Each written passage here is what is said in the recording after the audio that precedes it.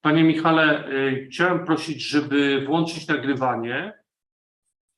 English. Yes. Session only English. Okay.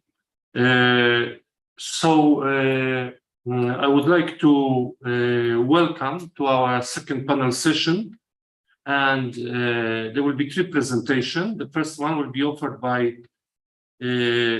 Father Dr. Marcel Mukadi, who is a Salvatorian father and is lecturing at the Jordan University College in Tanzania. The second presentation will be led by Father Dr. Jacek Górka, Franciscan friar, who lectures at the same university.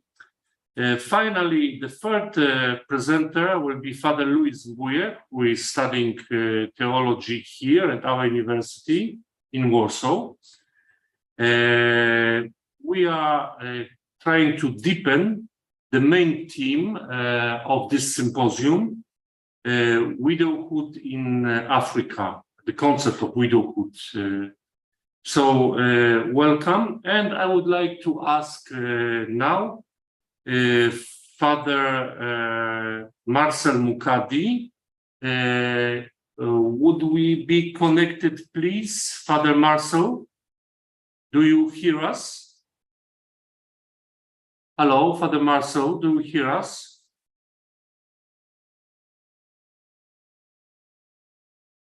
I think he is not connected. Yeah, that's right. So we must first establish the connection with our presenters from Tanzania.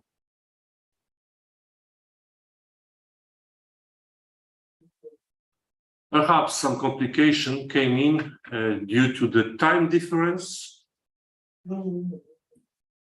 Okay. Wait.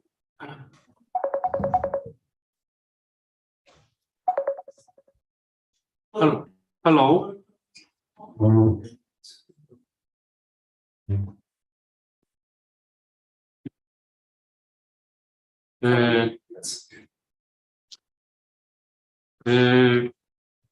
Since we have on the line at the moment, we have Father Dr. Jacek Górka, who is with us. You are welcome. Father Jacek will present the theme of widowhood in Tanzania, element of a cultural stagnancy. I allowed myself to look a little bit before, so I would just add that Father Jacek is a missionary in Tanzania, in Morogoro.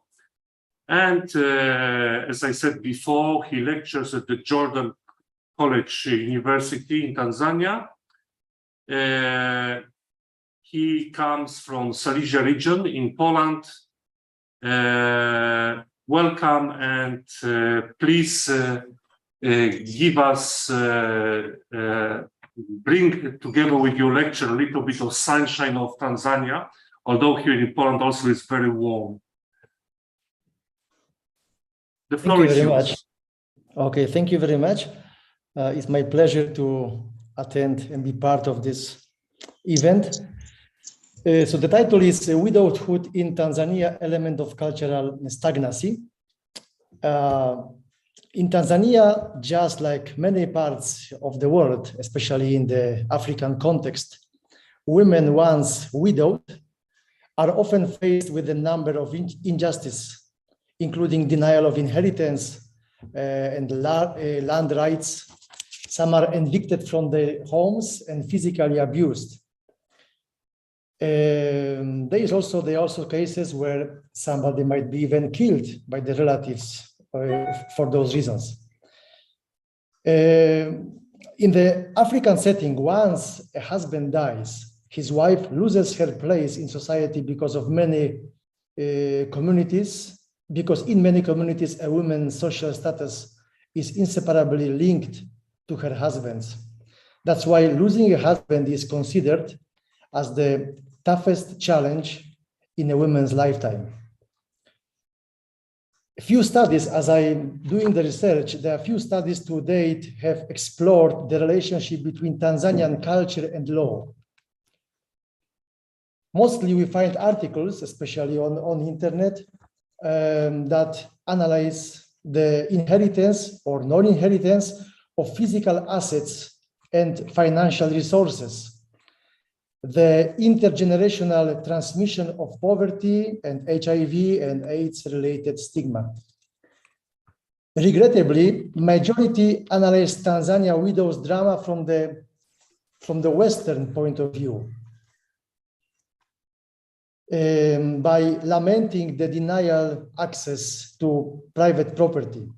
Unfortunately, Western legislative understanding of private property developed on Greco-Roman legislation enriched by Christian teaching varies significantly from the Tanzanian one. In Tanzania, for instance, the Land Act from 1999 states that all land in Tanzania is public land vested in the president as trustee on behalf of all citizens. In this sense, we have decided to avoid this historic cultural trap and to study a Tanzanian's widow status from the point of the view of the so-called Tanzanian culture. We said so-called because from a scientific point of view, it is not proper to ignore traditional and cultural differences developed by, as we know in Tanzania, there are 127 tribes in the matter concerning widows. In Tanzania, just like many parts, we have noticed that once that those elements which make a widow to suffer sometimes are common. We need definitive laws that regards the rights of widows. And here we meet the first problem. There are no particular laws that would have been that would have dealt with status of widow. However, widows are mentioned in laws stipulating, for instance, right of inheritance. More, mainly men in Tanzania, they will not use the word a widower. They will not call themselves a widower. Rather, they describe themselves as a single probably because of the pejorative meaning of a widow that in the African culture does not apply to a man. When we talk about an African tribe in general, we should get familiar with its particular customs and traditions that derive from the culture. As I said already, in Tanzania, we have 127 tribes, mostly Bantu, that predominantly are patrilinear. Up to now, I have learned only about 3 matrilinear tribes in Tanzania. But this does not interfere with the fact, and that is very interesting, this is the core of our studies, that each tribe is controlled, or let's say controlled or guided by elders. And in every tribe, doesn't matter the patrilinear or matrilinear, those elders are males, are men. The leaders are normally the oldest members of the society, and they have the final say in all matters, as well as possessing the power to curse, for example, younger members in the tribe. One of the most important responsibility of the elder is to keep the tradition of the particular tribe with all the customs and traditions. Nevertheless, in this modern time, many customs and traditions have been modifying or just faded completely. Unfortunately, traditions that underlies widows like of right in a society are kept vivid. Sometimes it looks like, and that is my opinion, sometimes it looks like the oppression of widows and the negligence of their status within a particular tribe is the last defender of male dominance in the society and protections against gender equality between husband and wife. For example, what have been noticed by many scholars recently, in Kenya, especially in Nairobi, there is a rapidly growing number of single mothers of choice. Being educated and often economically stable, they fear that once married, they will be forcibly put under the cultural dominance of their husband. Nevertheless, in Tanzania, there is a good sign of growing awareness of the necessity to protect women's rights within the society, also through advanced legislative system. For instance, the constitutional principles of equality are further expressed in the Tanzania Development Vision 2025, and then 2020 for mainland and Zanzibar, respectively. So in the one development vision for mainland Tanzania, we read as follows: that the Tanzania mainland by 2025 should free themselves from racial and gender imbalances, will have been addressed such that economic activities will not be identifiable by gender or race. All social relations and processes which manifest the breed inequality in all aspects of society, law, politics, employment, education, and cultural, will have been reformed. And in the one for Zanzibar, we read something similar, although articulated a little bit differently from the reason of that Zanzibar is mainly a Muslim, occupied by Muslim inhabitants. So they mostly call about opportunities for women rather than what we see in the mainland Tanzania, talking about rights and equality. Despite of all attempts, mostly based on goodwill, the status of widow in Tanzania remains stagnant. In much of sub-Saharan Africa, long-standing customary laws underpin social relations at the clan, community, and households level, and explicitly privilege men and exclude women from asset ownership and inheritance. In the study area in Tanzania, most ethnic groups follow patrilineal system, as I said already, in which women are regarded as belonging on their husband's relatives. In theory, married women retain ties with their natal family, however, to which they may return in the event of divorce, separation, or widowhood. But in reality, following the very developed here, especially here in Tanzania, ceremony of send-off and the continuing custom of dowry, she loses any rights for inheritance in her family. Prior to marriage, women belong to their father's family. Rather than owning land, women thus gain unsuffraged right to land through their father, husband, sons, and clansmen. Gender discriminatory asset inheritance or non-inheritance practices following widowhood or divorce can have major impact on the socio-centric position and security of women and their children. Traditional inheritance practices mean land and property are usually divided among male heirs. In the context of limited land and competition for resources, the rights of widows and their children to remain on family property and within the family group often conflicts with the interests of other family members. This is the main reason why in Tanzania, women are increasingly finding themselves forced from their home and stripped of their assets. Then it is the cultural aspect that generates women's struggle with serious social, psychological, and economic hardship.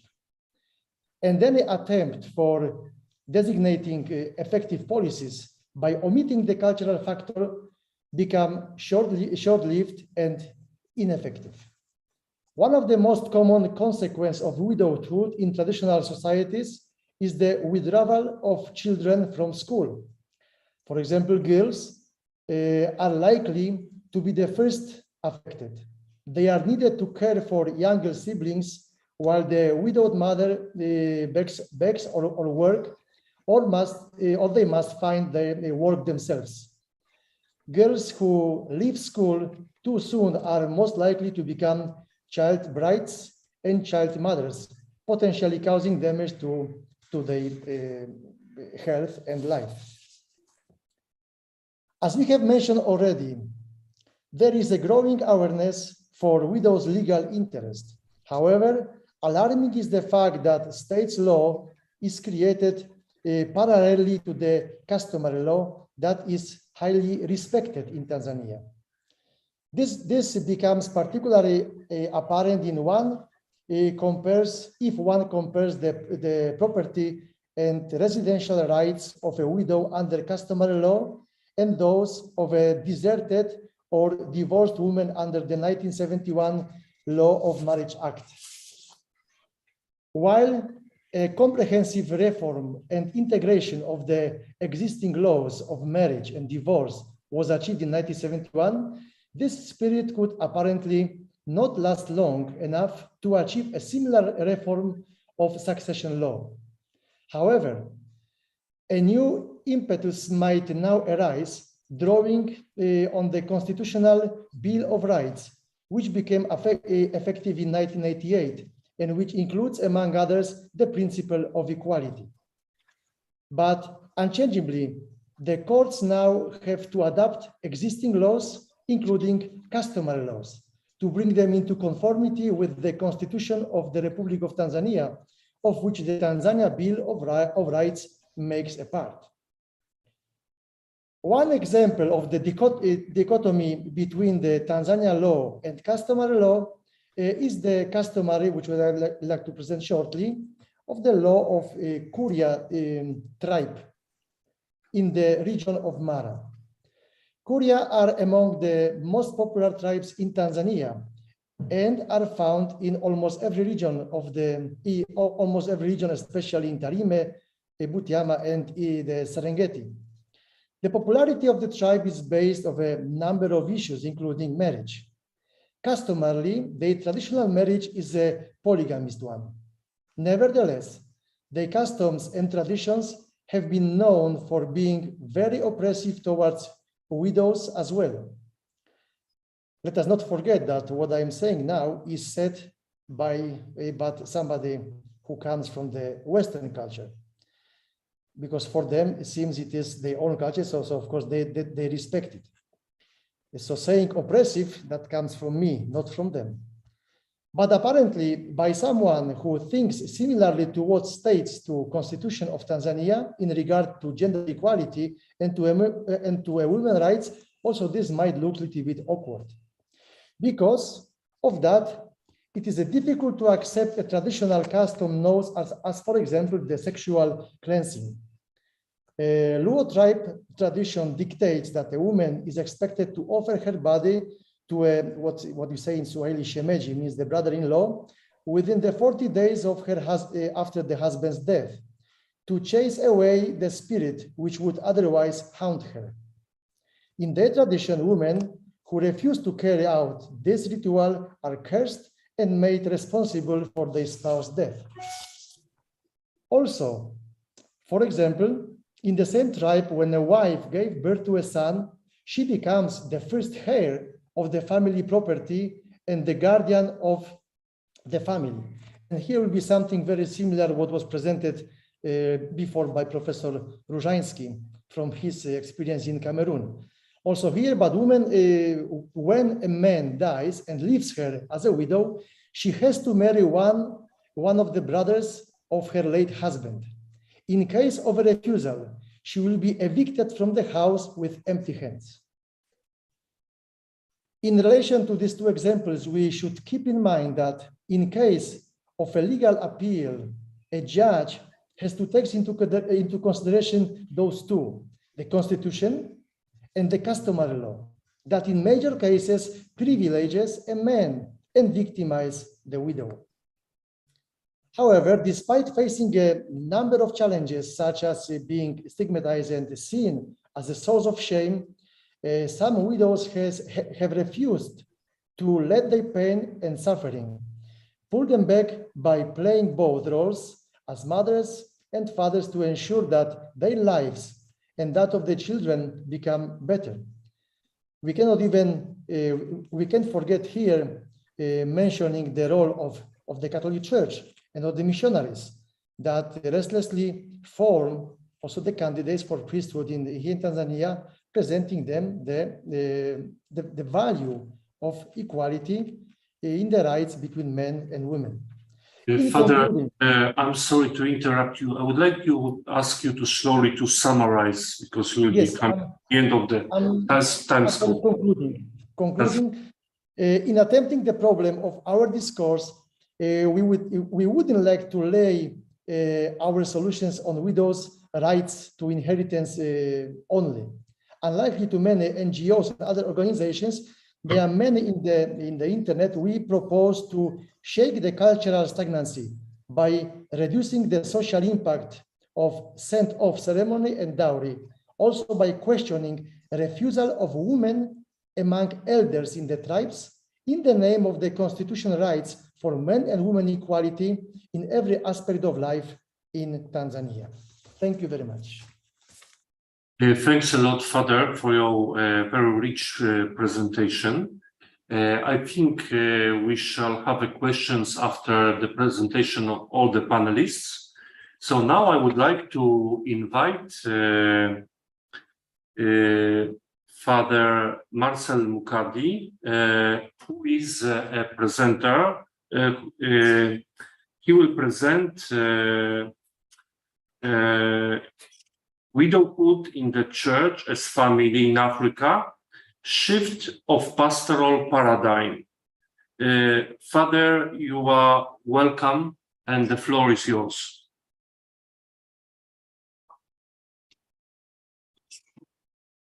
Would you be able to unblock your microphone?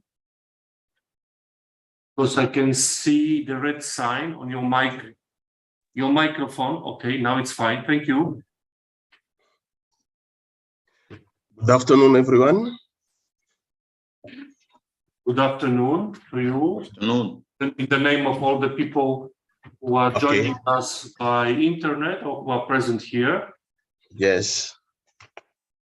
So the theme of my presentation is Widowhood in the Church as Family in Africa, Shift of Pastoral Paradigm. I have started to present it. I have actually 3 points to present. What is the family?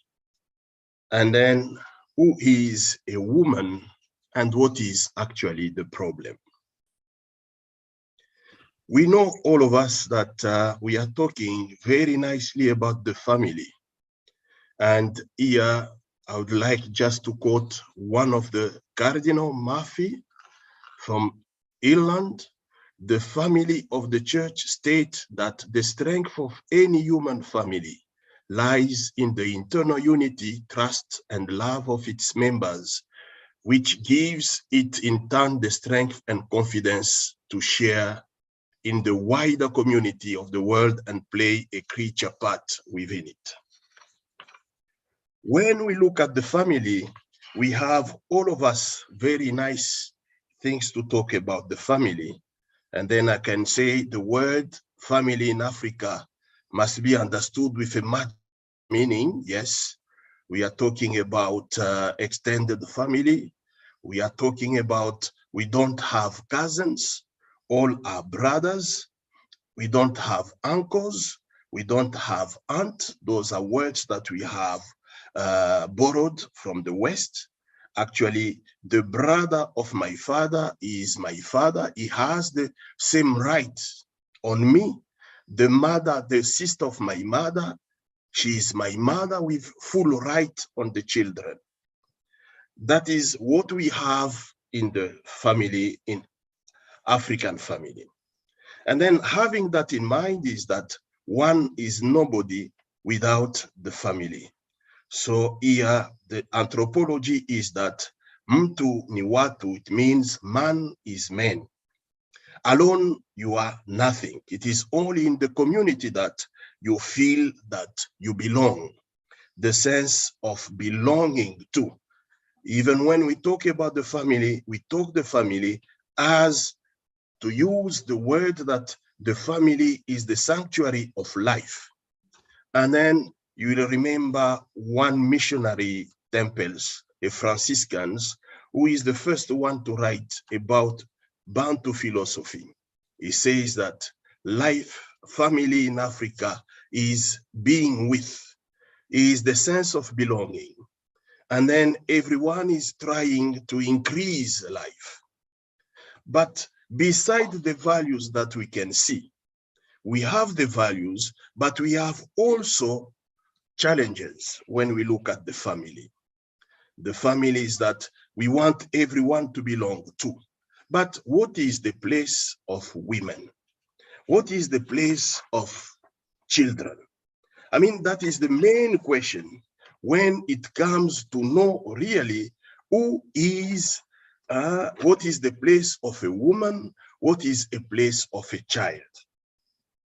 We can say that when we are dealing with the problem of widowhood, this morning I was sharing again with some of my students who are married.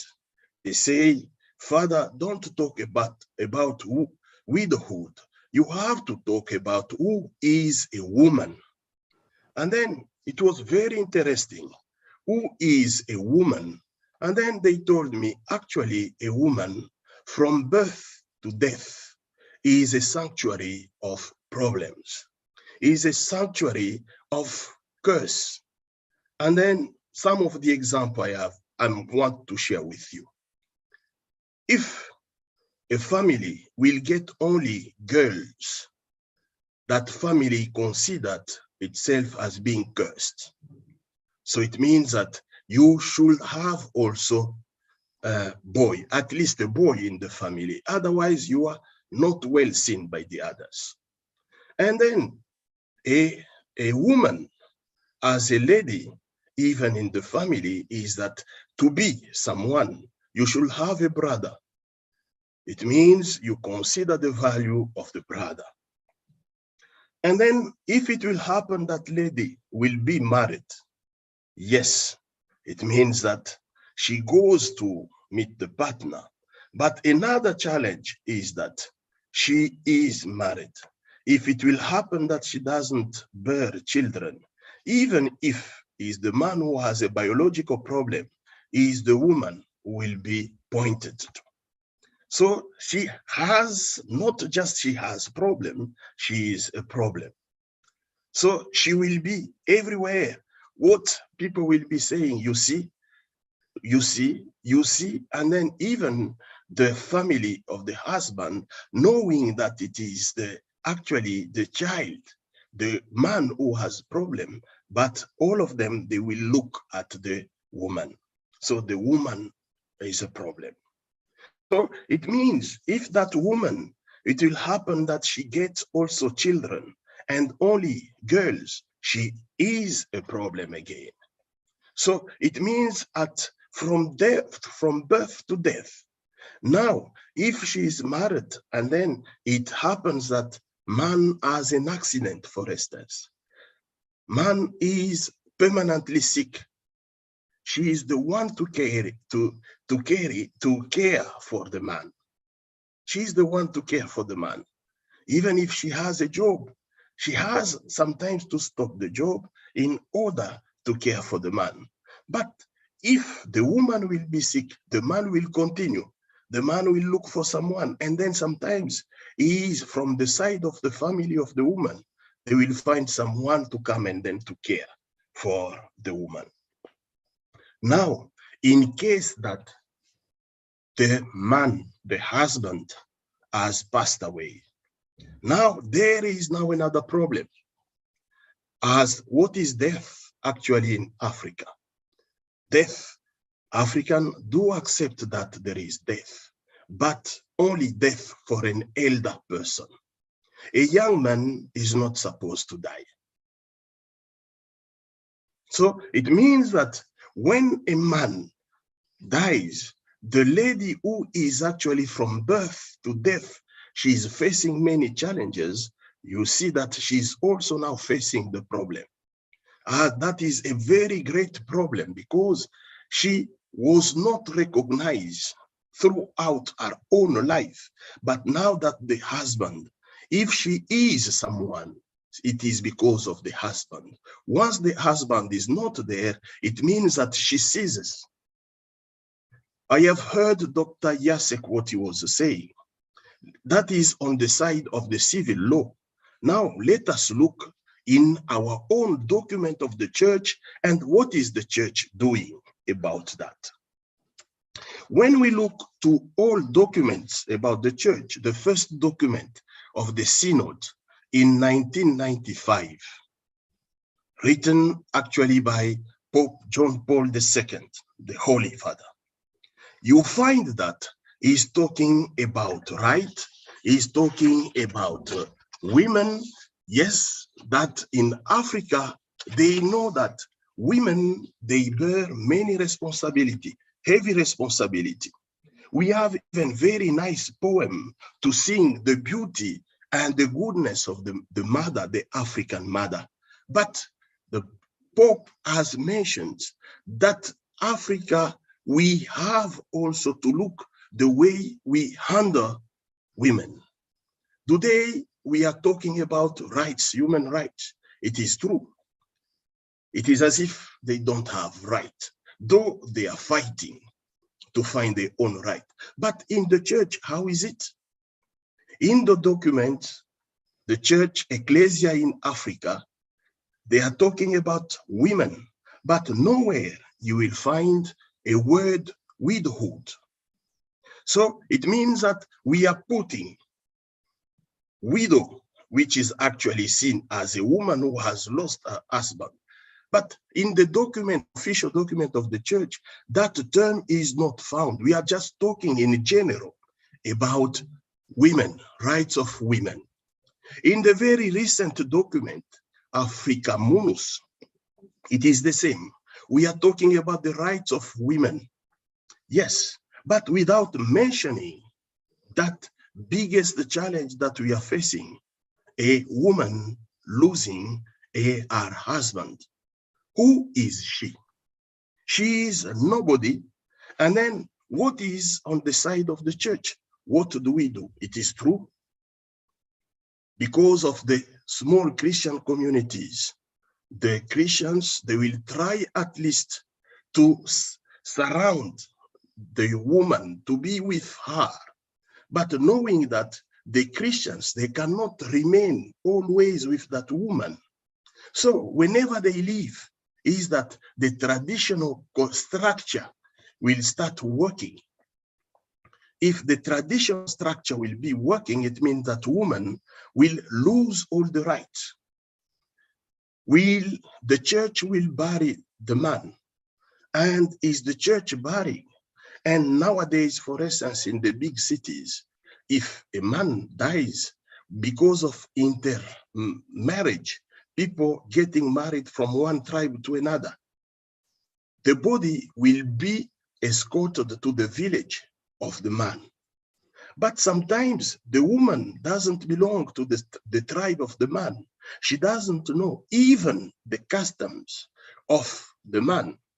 Once she will arrive in the village of the man, in a known village, she doesn't have anyone who can really stand and talk and defend her. She becomes helpless. So we see that what we are talking about widowhood in the church, we have documents, but we are silent while we are talking about rights and rights of human rights. It is true when we say that women, they do not have rights, so and so, but we have to cite, we have actually to touch some realities which make the face of African women to be like they lose their face, they lose their dignity. because of someone. Now the last question is, how comes that a woman, a widow, is going through all these rites of cleansing? She has to be clean after 40 days, for instance. After the body of her man, she has to be sometimes, as Jacek has mentioned, maybe to sleep with a brother-in-law. All these ceremonies, all these rites, the point is actually, what is death? It means on the side of the church, we should ask ourselves the very fundamental question: what is death? How comes the man who loved a woman and they lived in a very warmly way as man and woman, and then suddenly the man has passed on, the man become a threat, become a bad spirit, a ghost, who can now not help the woman, but she becomes a cause of threat according to the way the tradition is depicting the situation. So that is why I'm saying there should be a shift of pastoral paradigm. That shift is that we have to ask ourselves very fundamental questions. We have written, there are so many literature here around my table about death in Africa. Have we up to now remained only in writing? So we have to move. Actions speaks louder than words. So it means that the church in Africa should really face this reality. This reality, because a woman who has lost the husband, she is even deprived of attending mass, for instance. She cannot come. She have to isolate herself from others. If she cannot attend mass, unless the priest will go and then visit her home, if she cannot join the other communities, what do you think that, what is the solution that the church can bring to? How can we save? How can we rescue the situation? One thing is really to talk about the law, that we have a law which doesn't recognize the right of the woman, but meanwhile, we have also to operate a pastoral shift. That shift of talking about things, not in a very to put them in the same basket, but to see that now this reality of widow is very, very important. For instance, an example, when you read 1 Timothy, the letter of Paul to Timothy, the first letter, chapter 5, Paul is talking about widow. And the way Paul is presenting in the letter to Timothy is that no one can be called, for instance, a widow if she is younger than 60. Now we have very Pentecostal churches which are now spreading another kind of evangelization.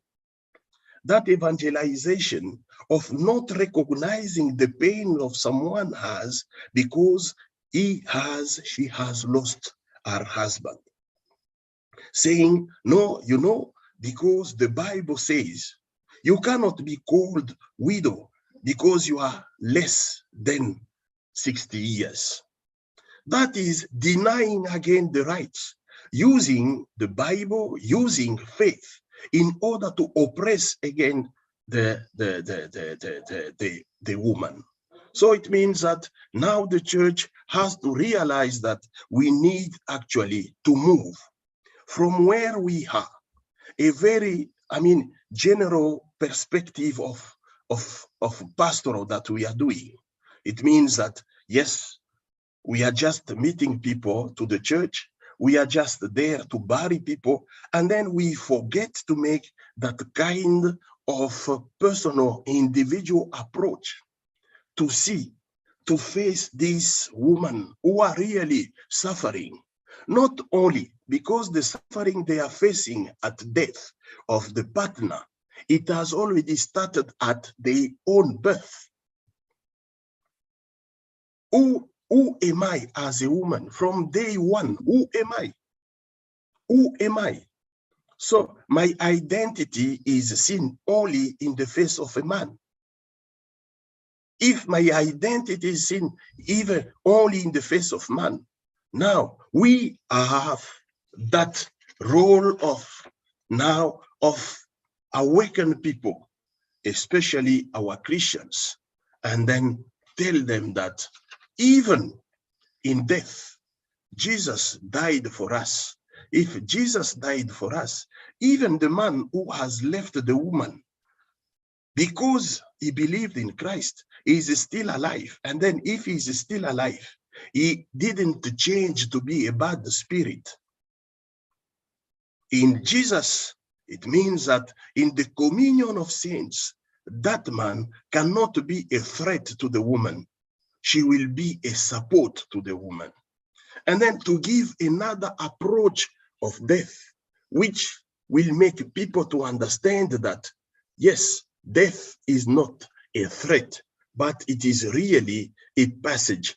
And then if we will die with Christ, as we live with Christ, it means that we remain united.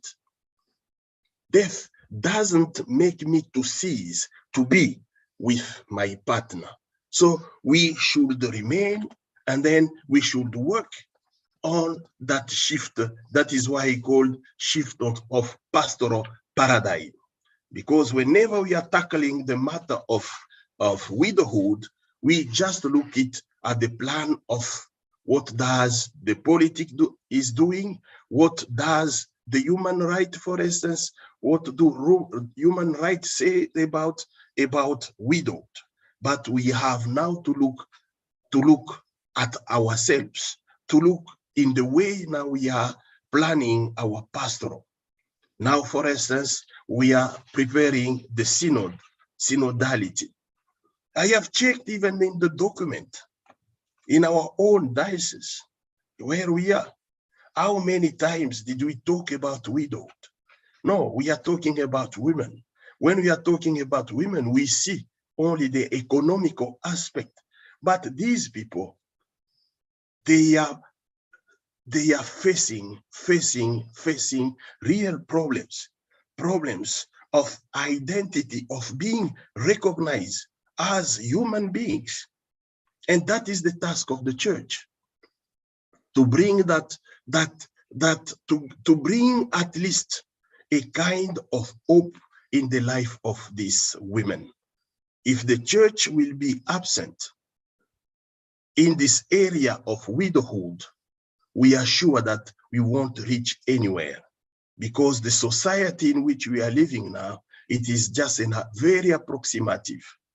Whatever we see here around, we will have an approach, an economical, a financial approach to this.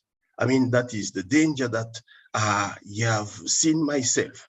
And I would like also a bit to make a very last reference, and that reference I will also quote John Paul II, and then I will quote also Benedict XVI.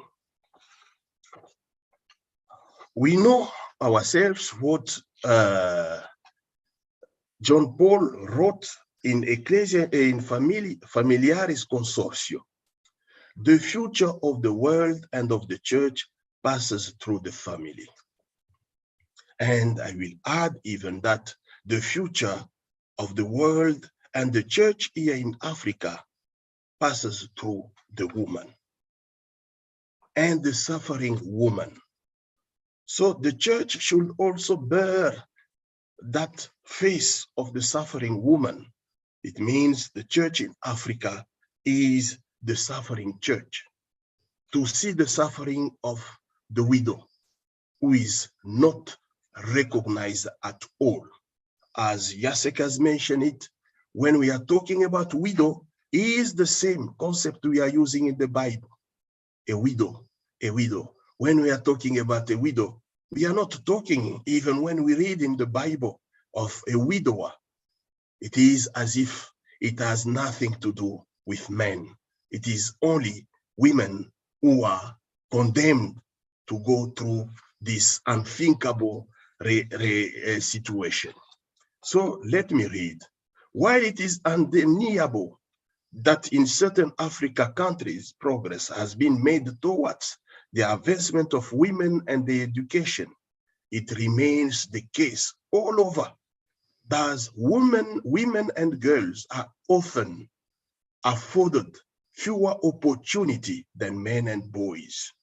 There are still too many practices that debase, diminish, degrade women in the name of tradition. And one of the tradition is all the rites around widowhood. The church has now a mission, and the mission is that to operate the shift. The church should be close to these people. Not only close, the church should act. And the church should also touch this reality with the fingers. Not only talk about that, but should touch it. And then to find new ways, new pastoral, how we can bring them back, that losing a man because he has died has nothing, that the woman has not lost human dignity because someone has gone. It is only when we will give a proper understanding of death and a proper understanding who is an African woman, then we will sing with what the singer of negritude, Cedar, Senghor, and Kamaralei, they sung once. Black woman, African woman, oh mother, think of you, who carried me on your back. Woman of the fields, woman of the rivers, woman of the great river. But let us talk that woman, a widow. Let us make new poems from the church about widow. Widow, being widow is not a curse. Widow is not a malediction. Widow is not that you are possessed. Widow is not that you have been thrown away from God. Widow is a state. It can happen to anyone, but my human dignity and my faith should save me and help me to keep and then to remain really focused and know that widowhood, even in widowhood, God is acting, and then widowhood is not a curse. Thank you. Thank you, Father, for your presentation. I just noticed a smile on my own face and the face of others when you said that woman is a sanctuary of problems from birth to death. I just thought that we are lucky that we don't have some feminists just around us, because we might have got beaten. But later on, really, when you developed your team, and you said that really we should be defending, we should give rights to the widows. I was really very, very happy. Let me just leave the time of questions for later on. And now we would like to invite our third panelist, who is Father Luis Buye. Father Luis, I am here. There. Okay. I am here. Can you hear me? Yes. If you can switch on your camera, we will be very grateful, so that we can see also your face. Yes, here am I. Welcome. Thank you very much. And the floor is yours. Thank you very much. I salute you all. I am talking about widowhood in Cameroon, precisely the grass fields of Cameroon, yesterday and today. You know, it's a phenomenon that is very related to what has been shared already, the situation in Africa, very alarming. The place I come from is difficult to, in the neighborhood, not to find a widow. And this area of Cameroon is what we know today in the administrative language of Cameroon as the northwest region of Cameroon. But ethnologically, we can refer to it as the grass fields, mountains, it's savanna land, and but also there are three main peoples or groups of peoples that inhabit this space. We call them the Tika groups, then the Widekum group or the groups, and also the Chamba groups. Now they are chiefdoms or fondoms or ethnic groups or minorities, as we may call them, but they belong to these three major families of the peoples. And the input I have to make concerns is a general trend that is among these groups, because even though they are different, they are also related culturally. We talk of the Bamida grass fields. When we want to put them together, definitely their traditions are different from if you go up the north or go to the south or the east. The traditions are very much different. So I prefer to narrow it down to this area, but also to be a little bit diverse, not just to limit it to one tribe or to one ethnic group. And one thing to note about this area is that the traditions behind widowhood, the various rituals, because I was talking about widowhood yesterday, it's around rituals, three main rituals.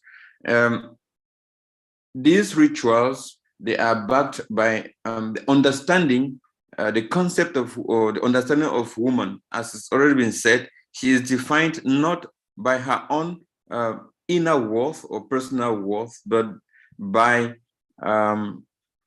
always in relationship to others. For example, to her husband or to her children. So wife and mother. And when she doesn't have a child, it's a big problem. If she doesn't have a husband, it's a very big problem. We understand when she loses her husband, she is not looked at again like she loses her rights, so to say. She needs a man to lean on in order to have those rights safeguarded. And it is even worse.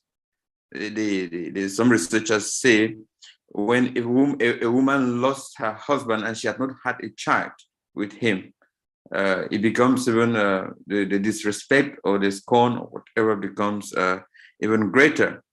So talking about widowhood in this area yesterday is a term which I use, or which is used also in this context, not just to refer to yesterday, but to the earlier times, as far back as we can remember, before contact with other cultures, the Western culture, and especially before contact with Christianity. And that is why this presentation, this talk, means to also indicate that even though widowhood practices took place yesterday, there is a change. That's why we say the impact of the church, that widowhood yesterday, but also widowhood today.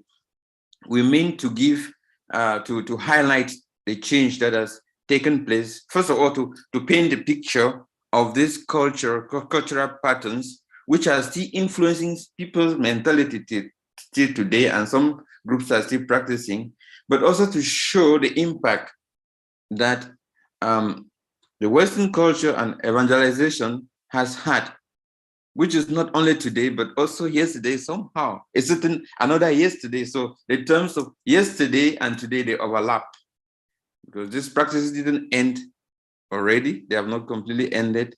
And also the impact of the key players, the agents for this social change, they didn't only start today. They started as early as they begin their presence in the area. Now, coming back to widowhood in the Bamida grass fields yesterday, we say that it is backed by a ceremony of a triple ceremony.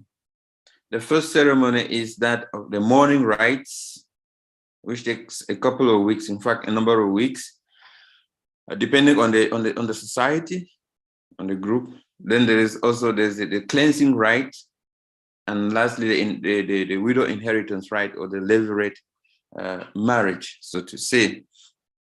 Now, when this area had contact, looking at these rites, debasing or dehumanizing as they are, as we shall see in a short while, it has been described by Westerners as barbaric forms of human treatment, barbaric rites.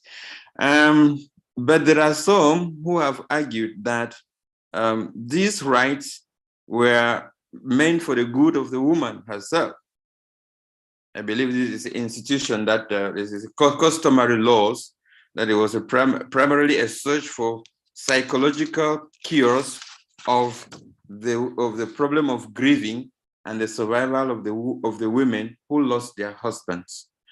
And that's why there's an author here from one of the groups, stripes and talking about the situation in Balikumbat. Rachel Tati says, widowhood rituals served as a mark of transition or change of social status from a married woman to that of a widowed woman. Psychologically, widowhood purification was seen as a sort of therapy, which is preventive, protective, and curative. It was believed that when the rituals were not performed, the victim might be inflicted by madness, swollen legs, and stomachs. Such a position argues that it was only with the passage of time that abuses and exaggerations set in, spearheaded by men and women alike. Moreover, the rituals were backed by the cultural mindset that a married man's death was caused by his wife or wives in case of a polygamist, and she was the closest person to the deceased. So within the tribes of the Bamenda grass fields of Cameroon, a widow went through 3 successive rituals, as already indicated: the morning rites, the cleansing rites, and the inheritance rite. Now, the morning rite, some few details about it. Now, at the death of a woman's husband, the first thing she would do in most of these groups would be that she would strip herself naked. It's a sign of deep sorrow, and then and then begin to wail. And the female relatives of the deceased man, they brought a piece of sackcloth to replace the waist piece. And in some cases, he was dressed with banana leaves at the waist region, just to cover the essentials. She was then rubbed with wood ash as a sign of deep sorrow. She was expected to swear on the deceased husband's corpse that she was not guilty of the latter's death. And in case of a polygamist, they all took turns to come one after the other to swear that they were not responsible for his death. She then proceeded to sit by the corpse till it was buried. She was meant to be there on the spot. This is what she had to go through. And then following the funeral was a period of mourning, which lasted for about at least 9 days. In some places, it was quite more, up to 3 months. Yeah, of course, the intensity diminished. The earlier days of the mourning will not be like the later ones. That's why in Balikumbat, the mourning period lasted for up to 3 months. And during this period, she left the comfort of her home to a designated place of mourning. And then she was kept like under custody, accompanied by elderly widows, some other widows and elderly women who made sure that in any of the steps as stipulated by the custom was not skipped.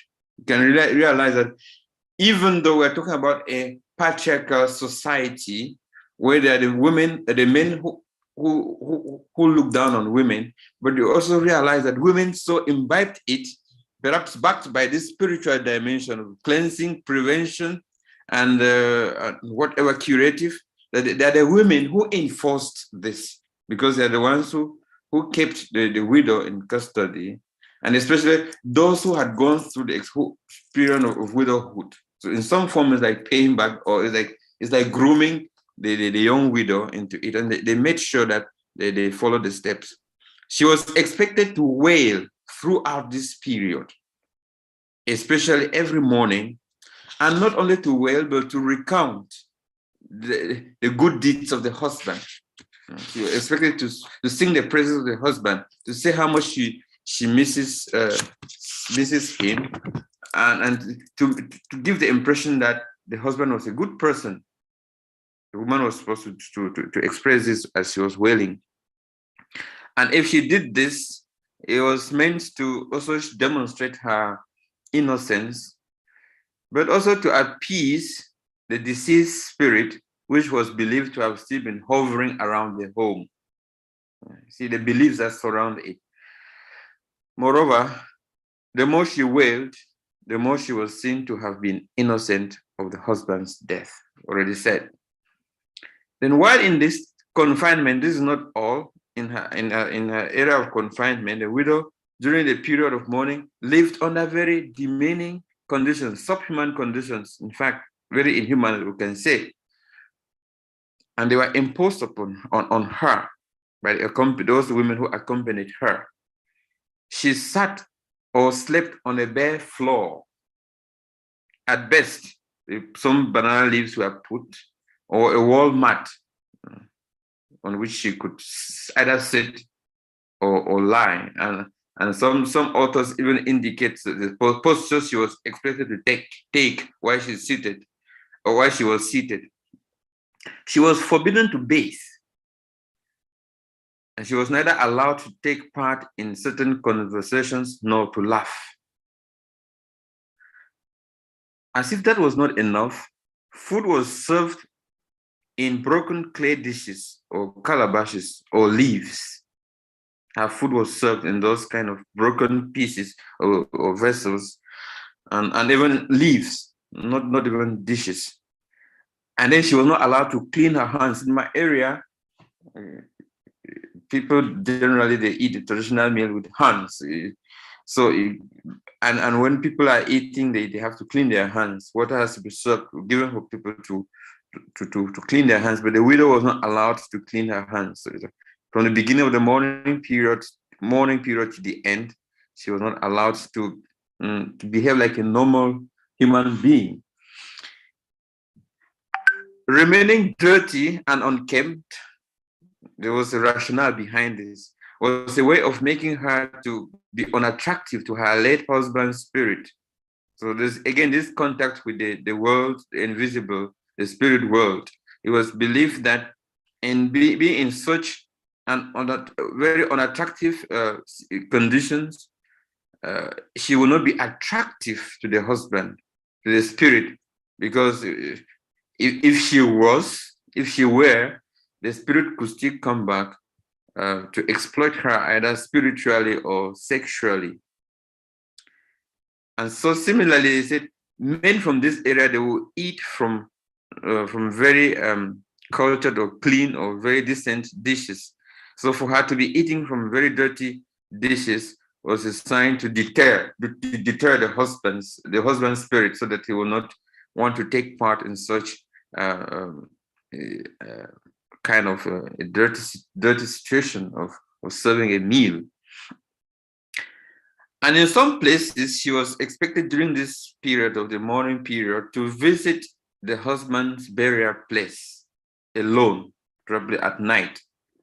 And it was believed that her visits to the place will help to send away the spirit of the husband. And she was supposed to do that for 9 consecutive days.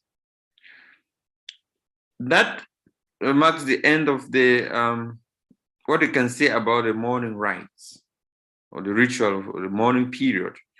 Now, the bathing rite, the ritual about bathing.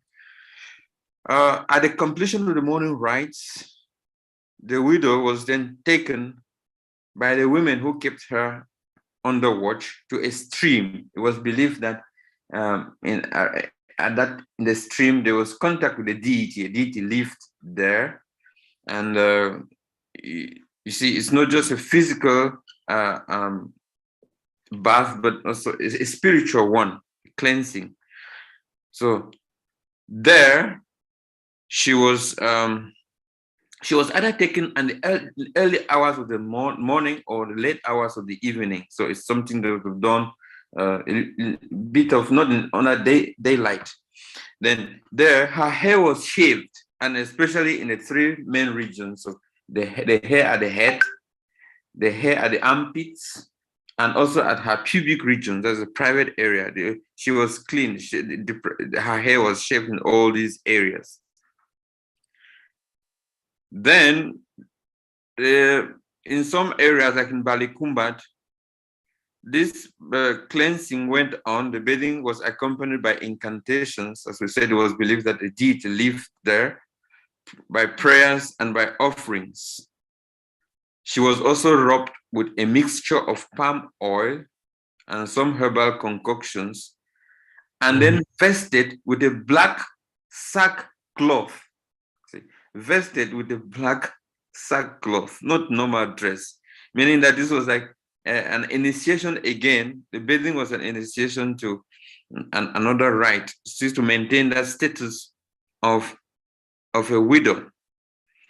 Now, they say the bath was meant to cleanse her from all the impurities brought about by the husband's death. And on this occasion also, some of the stuff she was using, the dishes, if she was dressed with banana leaves, or in some cases, she had to lie on a bamboo bed, and sometimes the bamboos that made up her bed were counted. This was the moment too when these things were discarded, either by burning, setting them on fire, or by just destroying in one way or another. Now, that is basically what we can say about the second group of, the second category of rites. The third is a levy ritual, now which is supposed to take place again once the widowhood, the mourning period had been over. It was like a stage now to set her free. To, like we say, these rituals were meant to initiate her into the new phase of life, transition, the new status, which was not attained on the completion of these rites. Now, this ritual is that which rendered the woman's confinement and restrictions ended. She was allowed to remarry, but among her husband's kin. Again, it's backed by the mentality, by the culture that once a woman had been married, she was married not only to her husband, but to the extended family. She remained, we can say, unquote, a property to that family. There was no return. That's why in this society, men can remarry after the death of their spouse, but women are not allowed to marry. And if they have to marry, it has to be a ritual. It has to be according to the custom. That's why there's this aspect of a levirate ritual. Among them, so where I come from, it is known as vilem, and it was meant for the protection of the woman concerned. So you see, the tradition will always make sure to say it was for the good of the woman. There is no uniform practice among the Bermuda Grassfield tribes about the choice. That is why among them, so it was a family head who decided who in this family will be the levy, who will be the man who will get married to this widow. They had the criteria to follow, but it was not the woman who decided. The family had decided for the woman, so she had just to obey and to go if she wanted to be at peace. But also interestingly, in other tribes within this region, the woman had a choice, and it was done in a very interesting way. At the completion of the cleansing rite, the rite of cleansing, she would go back to her home, and then on a designated day, the kin members, the men from the family of the extended family of the husband, late husband, who qualified as so, had the right of inheriting the woman, the late brother's wife. They will come to her compound with each holding a mat, a mat, a wall mat, or a prepared mat, and then they will quietly leave them on the courtyard. Now the woman, to show her the woman had a choice, the one will look at all of them present and will decide whom she would like to get married to.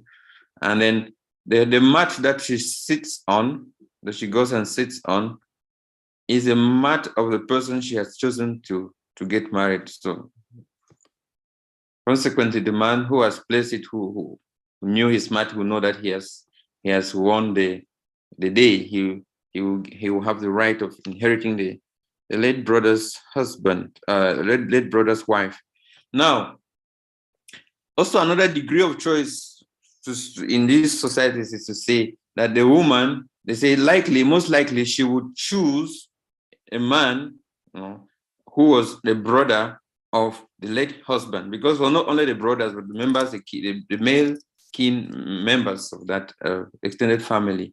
She will go most likely to the brother of the husband, and also not only to any one of them, she will choose the one who was very close to her, to them both when they were alive.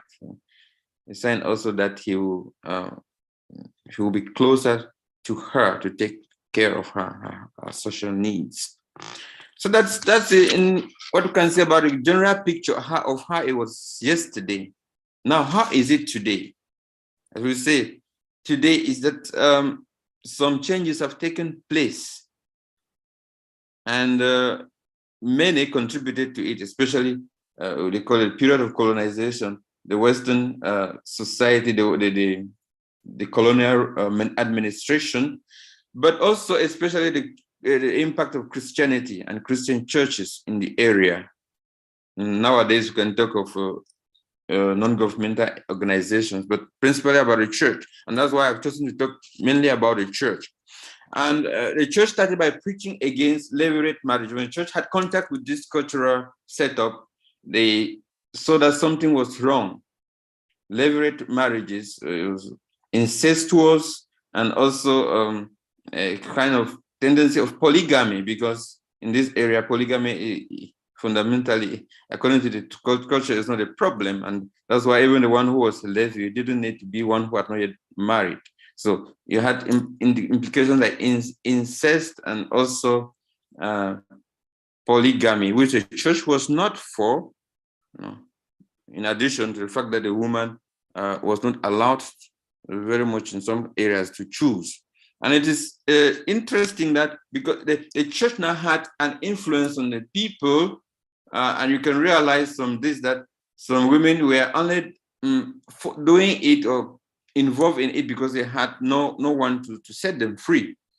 When the church had an impact, those who had converted to Christianity, they started imbibing the position of the church with regard to marriage, and definitely that also changed the institution of widowhood. And there's an incident recounted that happened in one parish, one area in Ginekom, where because of the presence of the missionaries, the women, they escaped, who were under this burden, they escaped, they took refuge in Christian compounds, in Catholic mission compounds, and then they were prepared for remarriage by the missionaries. And they had a choice to make. This is as early as 1922, these were already realities. And to forestall the performance of the widowhood rituals, the missionaries decided also to coordinate Christian funerals till burials were over. Some of these rites took place while the funeral was going on. So they made sure that they were present there. But at the same time, people were still, those who were really the adherents of this tradition, they will still devise means like to do it even at night, nocturnal rituals. And that is why the missionaries did not only take part in did not only coordinate the funerals, but they decided not to move the place of the burial. And that's why burial started taking places in church premises, the church cemeteries, so to keep everything under watch. And then there is also that under the paradigm of Christian widow, a Christian widow now sat on a chair rather than on the floor and received condolences from friends and relatives. As such, she was not restrained from talking and from handshakes. And instead of being half naked, she was dressed in white and accompanied by fellow Christian women who sang and danced in a Christian fashion. There are also the church started some enticing and entertaining programs where women passions were focused or directed. These included handicrafts projects and domestic science instructions, which gave women the opportunity to be in a wide range of self-sustaining income generation programs, which greatly sparked off in them new forms of self-worth, not still depending but on the men or on the status of a married person, but also they were kind of being, you can say, self-supporting, and it's through the influence of the church. In the Diocese of Kumbo in particular, there is what is the Family Life Apostolate has a branch which focuses mainly on single mothers, and a great number of women who belong to this these groups are widows, and it is meant to cater for their rights and to fight against these practices. Father, I will have a request to you. We are not very tight on the time, but I would like to ask you to slowly move to the conclusion so that we can still have some time for asking questions. Thank you. Yes. So you see, in a typical Bermuda grass fields, there's this belief very much in widowhood practices. So in spite of the demeaning rituals and the restrictions imposed on the widow, although religion is used, that is a native religion, to justify these practices or customary laws, to say it was for the good of the woman, it is difficult to see whether this good, the price that the woman paid was worth the good calculated or envisaged for the woman. And that is why, without the presence of the church, perhaps women will have still been in this church. And this shows also that the church has a unique role to play, an irreplaceable role to play, because if Christ had not come, we would still have been in our sins, and many will have still been under the bondage of fellow men and women. So the church has this task to continue to be not only in Diocese of Kumbo or in Cameroon and beyond, to be the voice of the voiceless and the defender of the widow and the orphan. Thank you very much. Thanks a lot, Father, for taking us to that nice trip in Cameroon. We have learned a lot about the customs concerning the widows in Cameroon. Now I would like to open the floor to all the listeners and participants of this symposium to ask the questions to the presenters. Let's agree that if you ask someone in particular, you should say that. If not, that question will be open to all the three presenters. Is there any question, please?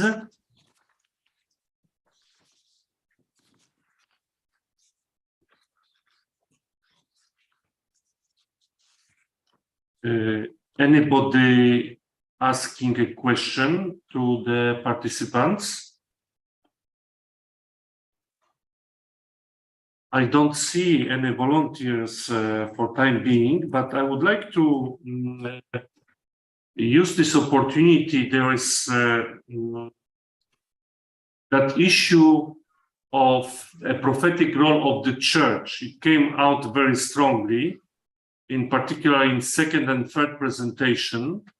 Widow in the Bible is an example of a vulnerable person, the person who has no rights. It is a little bit similar like that in African cultures. At least her rights are very limited. What practically, there were some examples given by our second speaker, Father Marcel, given that the priest should accompany that widow, should visit the community. But would you see any kind of a program, some practical steps for the Catholic Church to defend the women? Some other actions, some other suggestions for pastoral theology? Thank you. Anybody of you would like to answer that? Thank you. By the fact that you have cited my name, so I would like to take the floor first. I do think that the Latin say, verba movent, exempla traunt. Words move people, but example draw, compel them, deeds, not words. We have been talking so much. That is why we have many, many documents. And then I have mentioned the two official documents that we have for the Catholic Church in Africa, Ecclesia in Africa and Africa Munus. The first one in 1905, post-synodal exhortation written by Pope, the Holy Father John Paul II. He mentions that, yes, it is true, in Africa, we should play a very prophetic role. But that prophetic role, even Benedict XVI in 2007 with Africa Munus, he mentioned again, saying that we know that Africa, women, they do not have this and that, but yet we have remained on teaching. But we have to translate them, the teaching that we have, in a very practical pastoral, a prophetic way of saying that to raise even the voice, to be the voice of the voiceless, the voice of the voiceless. Among the example, Jacek has given the example of the Curia, for instance.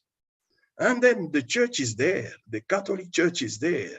We have to raise the voice, and then we have, if it is a sickness, we have to name it about the globality, talking about the right of women without pointing to that. That is the problem we are facing.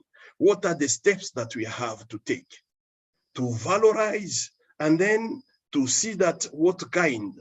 For instance, a woman who has lost the husband, she has to isolate herself, even from the church function.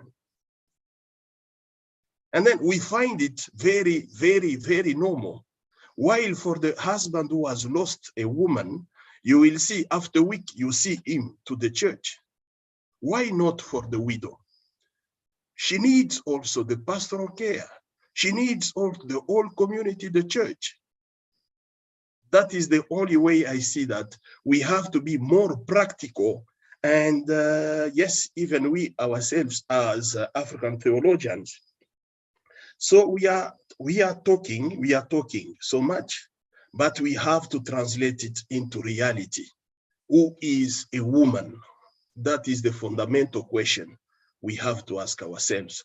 Who is the woman? Does she have a problem? No, she doesn't have any problem, but she is a problem. If she is a problem, it is very ontological. If it is very ontological, it means the church has the very fundamental role, because the greatest poverty for a woman is not that she doesn't inherit, but the refusal of our being as a human. I think that is the greatest poverty. I would have a question to Father Jacek Górka. Very often, practically, many problems of a widow concern the property, the land, and her legal status in that family. Would you think that for the Catholic Church, we as a pastors, do we have any tools, any possibilities of interfering with the customary law or a legal law? Because each tribe has a culture that is a little bit different. The independent states, they have their civil laws. What practically can be done, let's say, when we see clear injustice done to that woman just because her husband died? Thank you. From my experience, I would say that normally, as the other prelegents will agree with me, that the church is highly respected in Africa.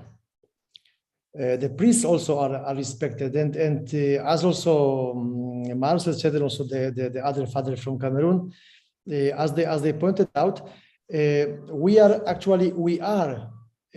present in many areas. So I think if we look for practicality, how to help, how to assist that widow, actually is to raise a voice also in the political areas. Sometimes, we are just hiding ourselves for some very, very strange, strange ideological issues. But normally the church should be also, whenever there is a lack of justice, whenever there is a violence of human rights, that is the place of the church, especially also looking through the social teaching of the church. And that is the very, very pastoral approach, where the church has to have a voice, strong voice. And we know that also in many countries of Latin America, actually it was done. So I think also we have something to learn from those patterns also on the level of the, living also working in Africa. Thanks a lot. My last question will be to Father Luis. You have pointed out very well the cultural inheritance of widowhood in Cameroon. I wanted to ask you, because you used the phrase, the Western culture has changed a lot in the status of widow today. How would you see, how is Christianity changing? Do you think that maybe there is a need for more evangelization in many of those rites? When I mean evangelization, there will be also a concept of inculturation, trying to bring the gospel closer to those people who are encountering those problems. Father Luis, would I have you still there? Thank you. Yeah, am I? Yeah, I think inculturation is actually the point of departure, and I think you were asking about pastoral tools. You asked, I remember, for pastoral theology, what is a tool? I think the inculturation, we talk about a new evangelization. Inculturation is something that pastoral theologians or pastors or missionaries cannot neglect now, because in the past, we noticed also that there was some, what people have been used to for a long time, and especially if they surrounded it with religious beliefs, like you see, it's beautifully put. You see that even the women themselves, they wanted to do it until today. Some women insist on going through all those situations. That in the church, there are some situations that the church wants even to make a change, but there are the women who insist, or that maybe to go barefooted, to dance. They are such in touch. It's just like very, very close to them. And so they live in this situation and they think of no other way. For them, it's normal. And that's why it is even was for foreigners, the foreigners who are seeing it to be not to be normal. And especially if there were human elements, if there were people who were benefiting from these institutions, like the men in particular. So they would like to do it as much as possible. So that's why at the beginning there was this confrontation. It wasn't easy, and it's still not easy. It is difficult to penetrate. And so the best way to go about it will be either really this point of this dialogue, the interreligious dialogue, to get into dialogue and to understand the cultures, the reasons for the practices, and to take the people from where they are. Definitely all that they're doing is not good, but the culture needs to welcome the light of the gospel. So I think that enculturation is that bold step, is the hallmark, is the guiding principle. Real, authentic enculturation, which takes into consideration the knowledge of the situation, in-depth knowledge, and also what life is all about, our faith as Christians. So it's a task that cannot shy away from. Thank you very much. I think in the name of the organizers of this symposium, I would like to thank you for your time, for your contribution, for the wisdom, for the effort that you put into preparation of this presentation. We are now going to take a 15 minutes break, and we are meeting here at 3 p.m. I wish you a nice coffee there, wherever you are, whether in Tanzania or in Poland. Let me offer that too. Thank you very much.